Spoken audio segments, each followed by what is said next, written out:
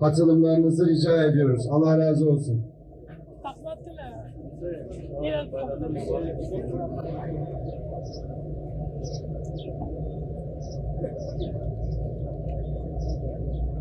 Şimdi tabii ki aynı nasıl cenaze namazı hazırken kıldığımız gibi niyet ettim Allah rızası için riyavi cenaze namazını kılmaya uydum imama Allahu Ekber diye niyet getirilir.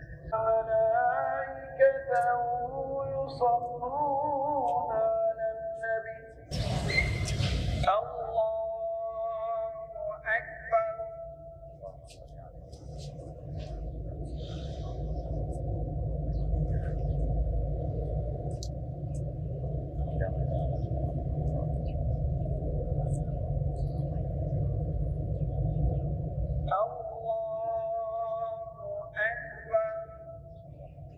Gazze'deki soykırım ve bütün yoksulluklara rağmen şanlı direniş 6 ayını da geride bıraktı.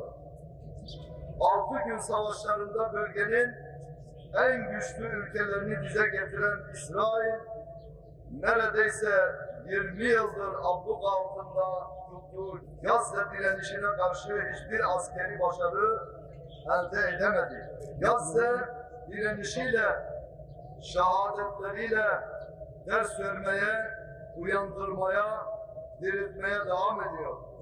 İslam dünyası ise anlamıyor. Nitekim Filistinli İmam Mahmud Hasanat hutbeye çıkarak 30 bin şehidin, 70 bin yaralının, 100 bin tane sakatın, 2 milyon evsiz ve aç, susuz uyandırmadığı, bir şey anlatmadığı bir ümmete ben burada ne konuşsam ne olur, konuşmasam ne olur? Rahmet getirin de namazı kılalım dediği gurbeden indi. İnsanlık için feveran, ümmet için sitem olan bu haykırış çok iyi anlıyoruz. Hasiyetimiz yüreğimizi sıkıştırıyor. Mahcubiyetimiz tevil kaldırmıyor. Ama biz sussak da tarihin susmayacağını bilerek konuşmaya gücümüz yettiği sürece konuşmaya, gücümüzün yettiği her şeyi yapmaya devam edeceğiz. Dualarımız ısrarlı bir şekilde devam edecek. Yardımlarımız, boykotumuz kesintisiz sürecek biiznillah.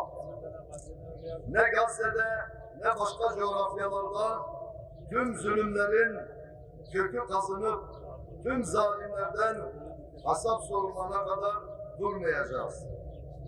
Yeryüzünde direnişin ve umudun adı olan Gazze, zaferin de adı olacak inşallah. İsrail'e ihracat kısıtlamasını çok geç kalınmış olsa da olumlu ama yetersiz buluyoruz. İsrail rejimiyle yapılmış siyasi, askeri, ekonomik ve ticari bütün anlaşmaların feshedilmesi, Adana İncirlik'te ve Malatya Gülecik'te yer alan Amerikan üslerinin derhal kapatılması, başta İskenderun limanı olmak üzere tüm limanlarımızdan İsrail'e yapılan tüm ticari faaliyetlerin sonlandırılması şeklindeki taleplerimizi tekrarlıyoruz. Özellikle altını kalın çizgilerle çizerek şu hususu belirtmek istiyoruz. Çifte vatandaş olup İsrail vatandaşı olarak 7 Ekim'den sonra İsrail'e destek vermek üzere oraya giden kişilerin tespit edilerek vatandaşlıktan çıkarılmalarını talep ediyoruz. İdarecilerden inkar ve tevil yoluna gitmeden gerçekleri olduğu gibi açıklamalarını, doğruyu bildikten sonra gereğini yapacağı konusunda bu millete güvenmelerini, böyle yaptıklarında kendi güvenilirliklerini de korumuş olacaklarını hatırlatıyoruz. Siyonizmin en büyük can damarı olan ekonomik gücünü baltalayacak, boykotu bir silah olarak kullanmaya devam edeceğiz. İdarecilerin Gazze için gösterdikleri çabaların farkında olunmasına rağmen yaşanan acıların yüreklerini kısıtlar şekilde davranılmasını ve orantısız güç kullanılmasını doğru bulmuyoruz. Böylesi vicdanları yaralayan yanlışların bir daha tekrarlanmayacağını ümit ediyoruz. Hamas'a terör örgütü diyen Hamas lideri İsmail Haniye ve ailesiyle ilgili onlarca iftira atanların da bu olaylarla alakalı yaptıkları hiçbir açıklamayı samimi bulmadığımızı ilan ediyoruz. Bu vesileyle Ramazan bayramının birinci gününde 3 oğlu ve 3 torunu şehit edilen Hamas lideri İsmail Haniye'yi tebrik ediyoruz.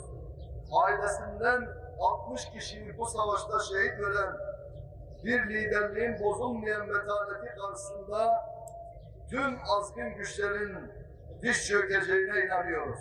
Ramazan bayramı vesilesiyle Siyonist savaş makinesi karşısında gösterdikleri direnç, fedakarlık ve efsanevi kararlılıklarından dolayı kardeşlerimizi kutluyor. Aksa Tufanı Savaşı'nda ve Kudüs ve Mescid-i Aksa'nın kurtuluşu yolunda şehit edilen kardeşlerimize rahmet, Yüce Allah'tan yaralılara ve hastalara acil şifalar, Siyonist düşmanın hapishanelerindeki tutuklu ve mahkumlara özgürlük, dünyanın tüm ribat noktalarında İslam ümmetinin onurunu koruyan mücahitlerimize Allah'ın izni ve kudretiyle yakın bir zamanda apacık bir zafer nasip etmesini niyaz ediyoruz. Son olarak tüm mazlumlardan yana olduğumuzu, Kassam mücahitlerinden yana olduğumuzu, kanımızın son damlasına kadar zalimlere karşı olduğumuzu, yeryüzünde hiçbir fitne kalmayıp din tamamen Allah'ın oluncaya kadar mücadeleye devam edeceğimizi tekrarlıyoruz. Allah'ın dininin yardımcıları olacağız inşallah. Nes'eluke Allahümme li ihvanina fi Filistin en temuddehum bi nasrike ya Allah, ya mededallah, ya mededallah, ya mededallah, ya gâretallah, ya gâretallah, ya gâretallah ciddis ve musri'aten li necdetihim ya Allah. Allahümme kad iştema'a iblise ve cunde minel Yahud ve minel Amerikan وممن والاهم من الخون لنجدتهم وأنت نصيرنا يا الله. اللهم أمدهم بجند من السماء. اللهم يا الله كما أمددت محمدا يوم بدر بجبريل وجنده فأمدهم بجندك يا الله يا رب